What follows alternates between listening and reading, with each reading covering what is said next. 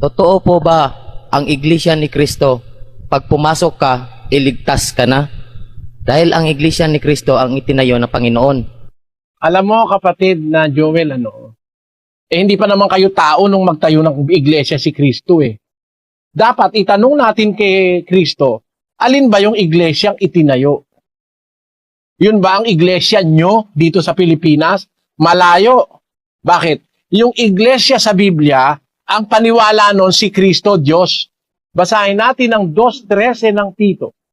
Nahintayin yaong mapalad na pag-asa at ang pagpapakita ng kaluwalhatian ng ating dakilang Diyos at tagapagligtas na si Jesucristo. Ayan, maliwanag dun eh.